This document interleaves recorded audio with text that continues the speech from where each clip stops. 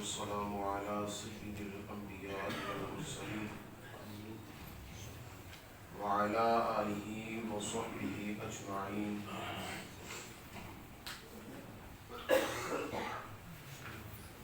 أما بعد فأعوذ بالله من الشيطان الرجيم. بسم الله الرحمن الرحيم.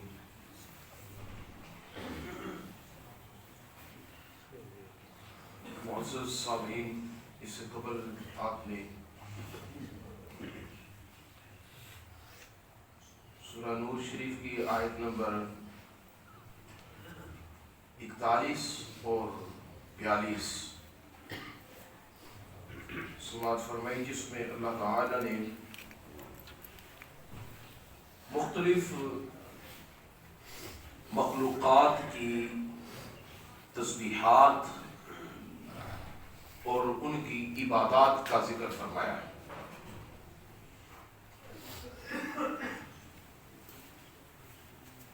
اور اللہ تعالی جل مجدہ الکریم نے ارشاد فرمایا کل قد علم صلاته وتسبیحہ، ہر ایک کو اپنی نماز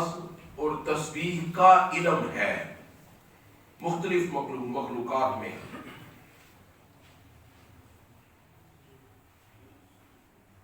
اب اس میں مختلف مخلوقات میں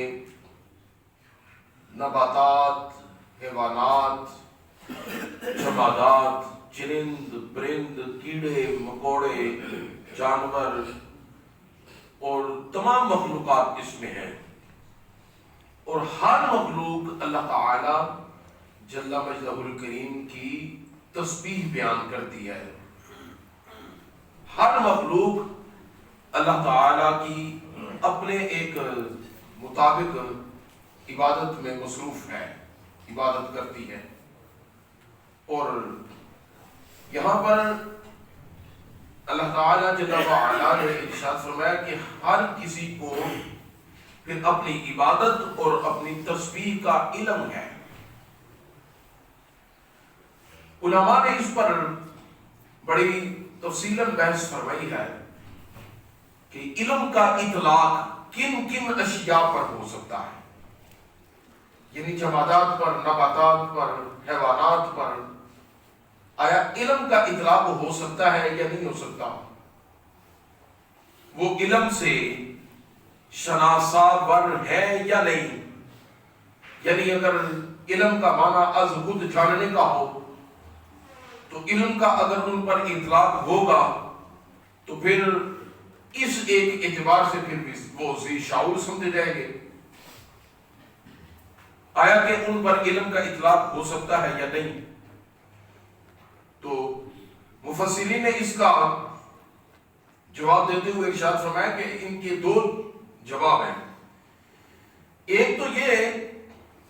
کہ اس میں اللہ تعالی جل مجدہ الکریم نے آیت کے شروع میں لفظ جو استعمال فرمایا ہے وہ یہ ہے کہ الم تر ان اللہ یسبح لہ من فی السماوات والارض، زمین و آسمان کے اندر جو کچھ بھی ہے وہ اللہ تعالیٰ کی تسبیح بیان کرتی ہے. اور اے محبوب صلی اللہ تعالی علیہ وسلم، آپ ان کی تسبیح کو دیکھ رہے ہیں، آپ ان کی تسبیحات کو، ان کی عبادات کو آپ سماعت فرما رہے ہیں. یہاں پہ قد علم صلاتہ و تسبیحہ سے مراد یہ ہے کہ حضور کریم علیہ السلام سے کوئی ایک چیز بھی مخفی نہیں ہے، پوشیدہ نہیں ہے. حضور کریم علیہ السلام ہر کسی کی صلاۃ و تسبیح کو سنتے ہیں، وہ نباتات ہوں، وہ جمادات ہوں، وہ حیوانات ہوں، وہ پتھر ہوں، وہ لکڑیاں ہوں، وہ چرند پرند ہوں، وہ در و دیوار ہوں، وہ پہاڑ ہوں، وہ پتھر، جو کچھ بھی ہو، حضور کریم علیہ السلام ہر کسی کی تسبیح کو آقا علیہ السلام خود سماعت فرماتے ہیں، حضور سنتے ہیں. اب اس پر کئی ایک احادیث گواہ ہیں. استن حنانہ ایک لکڑی کا ممبر تھا جو حضور کریم علیہ السلام کے لیے بنایا گیا. حضور علیہ السلام وہ استن حنانہ ایک کھجور کا تنا تھا جس کے ساتھ ٹیک لگا کے حضور کریم علیہ الصلوۃ والسلام خطبہ ارشاد فرمایا کرتے ہیں. تو پھر ایک عورت نے حضور علیہ الصلوۃ والسلام کی جلوہ گری کے لیے آپ کی نشست کے طور پر ایک کرسی ٹائپ ممبر بنایا. تو حضور کریم علیہ الصلوۃ والسلام اس پر جلوہ فکر ہوئے. جب آپ اس پر جلوہ فکر ہوئے تو جس لمحے آپ نے اس استن حنانہ کو چھوڑ دیا تو وہ کھجور کا جو تنا تھا وہ رونے لگا. تو حضور کریم علیہ الصلوۃ والسلام نے ارشاد فرمایا وہ اس طرح رو رہا ہے جس طرح کہ ایک اونٹنی سے اس کے بچے کو جب جدا کیا جائے تو وہ جس طرح اونٹنی کا بچہ بلبلاتا ہے اس طرح وہ رو رہا ہے. اور حضور کریم علیہ الصلوۃ والسلام بنفس نفیس ممبر شریف سے اتر کر حضور کریم علیہ الصلوۃ والسلام اس کے پاس تشریف لائے اور حضور علیہ الصلوۃ والسلام نے اسے دلاسا دیتے ہوئے اسے خاموش کروایا. اب یہ چیز یہ دیکھیں کہ حضور کریم علیہ الصلوۃ والسلام کا فہم و ادراک اور آپ کے علم کی وسعت دیکھیں. ایک کھجور کے تنے سے جو آپ کے فراق میں رو رہا تھا حضور کریم علیہ الصلوۃ والسلام نے اس فراق میں رونے کی آواز کو اور اس کو سارا سمجھا اور سمجھ کر حضور علیہ الصلوۃ والسلام نے جب اسے دلاسا دیا تو اس سے لازم ہی آتا ہے کہ اگر وہ حضور علیہ الصلوۃ والسلام سے اس قدر محبت کرتا ہے یا حضور کے فراق میں اگر وہ رو سکتا ہے تو پھر حضور کریم علیہ الصلوۃ والسلام کی محبت میں اگر یہ سارا کچھ کر سکتا ہے تو وہ خدا تعالیٰ کی تسبیحات نہیں کرتا ہوگا. اللہ تعالیٰ کی پھر تسبیحات نہیں وہ کرتا ہوگا, پھر اللہ تعالیٰ کی تسبیحات بھی کرتا ہوگا. اور پھر اس سے یہ اور استدلال نکلتا ہے کہ اگر وہ اللہ تعالیٰ کی تسبیحات کرتا ہے اور حضور کریم علیہ الصلوۃ والسلام کی بارگاہ میں اگر وہ رو رہا ہے تو حضور کو اس کا اپنے لیے رونا اگر آقا علیہ الصلوۃ والسلام کو علم ہے تو کیا اگر وہ تسبیحات خداوندی کرے اور اپنے تئیں کوئی عبادت کرے تو حضور کو کیا اس عبادت کا علم نہیں ہوگا؟ قد علم صلاتہ و تسبیحہ. قرآن سے یہ ثابت ہو گیا کہ حضور کریم علیہ الصلوۃ والسلام کو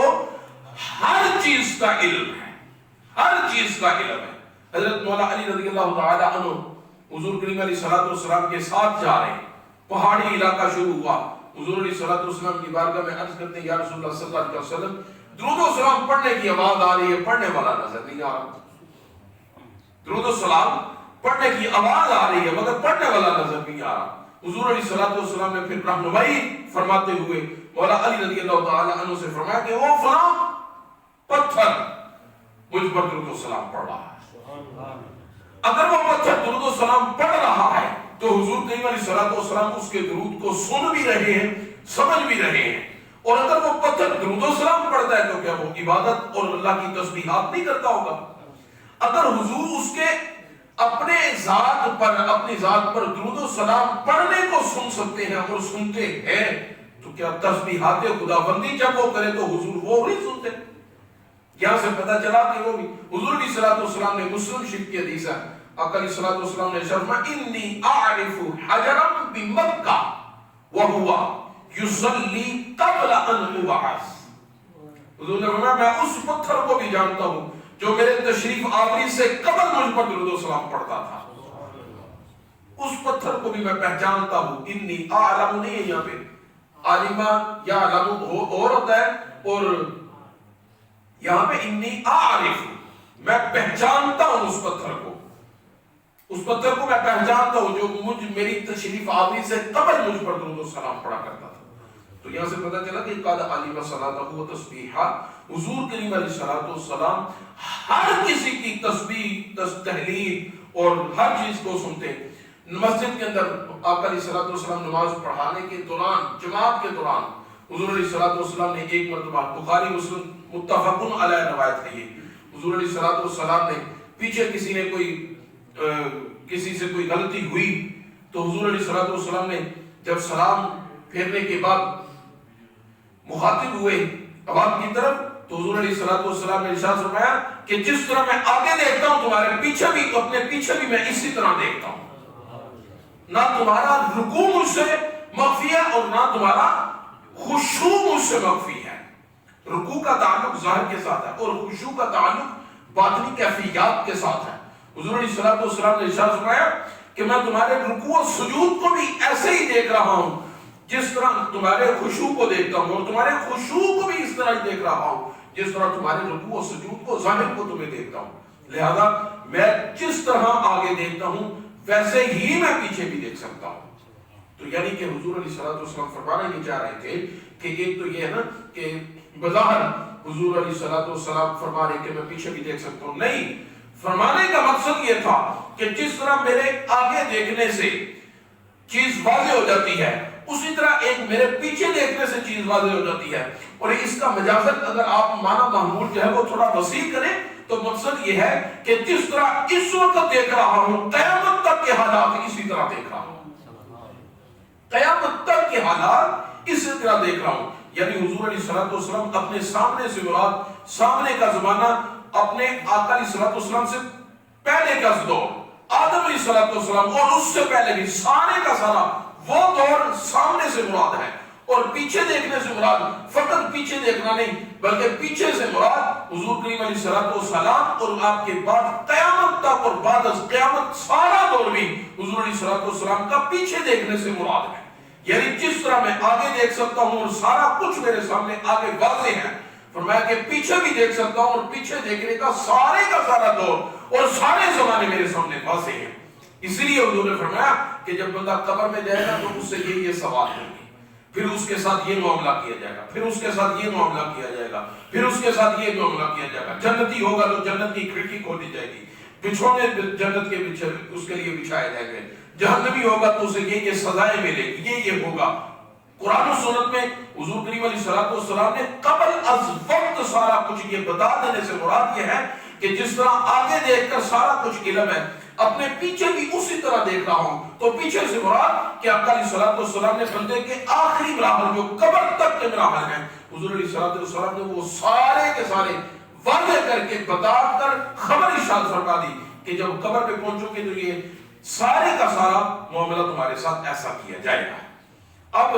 حضور علیہ السلام کا یہ فرمانا، یہ قبر کے حالات پر ڈسکس فرمانا، یہ اب ایک قبل از وقت ہی ہے۔ حضور کریم علیہ السلام نے یہ جتنا کچھ جو کوئی ارشاد میں یہ قبل از وقت ہے، اور قرآن کی کوئی وحی نہیں ہے ایسی، قرآن پاک کی کوئی وحی نہیں۔ کوئی مثلا کہے کہ حضور علیہ السلام جو بھی خبر ارشاد فرماتے تھے وہ قرآن کی وحی آتی تھی اور قرآن کی آیات، قرآن میں تو ایسا کہیں ذکر موجود نہیں ہے، مگر حضور علیہ السلام نے خبر ارشاد فرمائی ہے۔ مطلب یہ کہ آپ کا کریم علیہ السلام کو اللہ تبارک و تعالیٰ نے ہر چیز کا علم جو ہے وہ عطا فرما دیا۔ سورہ نور شریف کی 41 نمبر آیت اور 42 نمبر آیت میں وَلِلَّهِ مُلْكُ السَّمَاوَاتِ وَالْأَرْضِ وَإِلَى اللَّهِ الْمَصِيرُ، اس میں جو ہے وہ اللہ تعالیٰ کے لیے ہی ہے زمینوں اور آسمانوں کی ملکیت اور اللہ ہی کی طرف لوٹنا ہے۔ کل آپ سے یہ گزارش کی گئی کہ اس میں جو اللہ تبارک و تعالیٰ کی ملکیت کا ذکر ہے، وہ حضور کریم علیہ السلام کی ملکیت کو اگر ثابت کیا جائے تو وہ ایک دوسرے کو مستلزم ہے، ایک دوسرے کے لیے متضاد نہیں ہے۔ ایسا نہیں ہے کہ اگر حضور علیہ السلام کے لیے ثابت کیا جائے تو پھر اللہ تعالیٰ کے لیے کیا معنی نکلے گا، وہ ایسا نہیں ہے۔ وہ مثال کے طور پر عرض کیا گیا کہ جس طرح بندہ اپنی چیزوں کا مالک ہے، لیکن جو کچھ میں نے پہنا ہوا ہے اس کا میں مالک ہوں، اپنے گھر بار جائیداد کا میں مالک ہوں اور اپنی میری جو چیزیں ہیں، اسی طرح آپ اپنی اشیاء کے مالک ہیں اور آپ کا اپنے گھر بار جائیداد کپڑے لباس اور اپنی چیزوں کا مالک ہونا اس چیز کے برخلاف نہیں ہے کہ اگر اللہ تبارک و تعالیٰ مالک ہے تو آپ کیسے مالک ہیں، اور اگر آپ مالک ہیں تو پھر اللہ تعالیٰ کی ملکیت کا کیا معنی ہے۔ ایسا سوچنے پر کوئی ذہن کے اندر ایسی چیز آتی ہے؟ نہیں آتی۔ اسی طرح اگر آپ اپنی چیزوں کے مالک ہیں تو آپ اپنی ایک استعداد کے مطابق اپنی چیزوں کے مالک ہیں۔ آپ کی استعداد محدود، آپ کا حلقہ جو ہے وہ اختیار محدود، آپ اپنے حلقہ اختیار تک اپنی چیزوں کے مالک ہیں، لیکن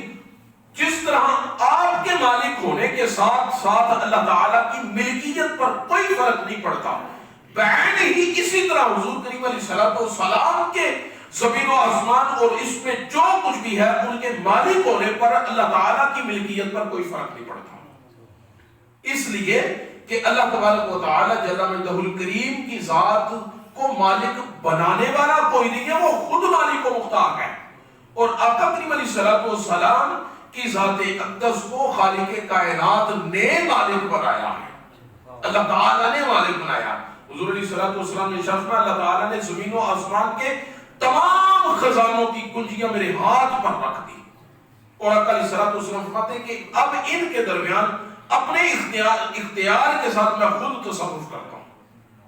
حضور کریم علیہ السلام کے اختیارات لامحدود، آقا علیہ السلام کے تصرفات لامحدود، اور آپ کا علم شریف لامحدود، اور حضور کریم علیہ السلام کے یہ سارے معاملات لامحدود۔ یاد رکھیے گا پھر یہ لامحدود جو ذکر کیا جا رہا ہے یہ عند المخلوق ہے، عند اللہ نہیں ہے، یعنی اللہ کے نزدیک نہیں، اللہ کے نزدیک حضور محدود ہیں، اللہ کے نزدیک حضور محدود ہے، یعنی خالق کائنات لامحدود ہے، اور اللہ کے سامنے جب ذکر مصطفیٰ کیا جائے گا تو پھر اللہ کے سامنے حضور محدود ہے، اور جب مخلوق میں ذکر کیا جائے تو مخلوق کے لیے تو حضور علیہ السلام کی کوئی حد نہیں ہے نا، مخلوق کے لیے جب کوئی حد نہیں تو پھر اندر مخلوق جب ذکر کیا جاتا ہے تو پھر یہ کہا جاتا ہے کہ مخلوق کے اعتبار سے حضور علیہ السلام کا علم شریف، حضور علیہ السلام کے اختیار مبارک، آپ کی ملکیت اور آپ کے تصرفات لامحدود ہیں، اللہ کے نزدیک نہیں، عند المخلوق آقا علیہ السلام کے یہ اختیارات محدود، مخلوق کے نزدیک جو وہ لامحدود ہیں۔ یہ آیت نمبر 41 اور 42 میں ان چیزوں کی تشریح تمام مفسرین نے، تفسیر خازن پڑھ لیں، آپ کبیر شریف پڑھ لیں، آپ اس کے علاوہ تفاسیر کا مطالعہ کریں، ان میں اندر یہ ساری چیزیں موجود ہیں۔ اللہ تعالیٰ ہم سب کو عمل کی توفیق نصیب فرمائے۔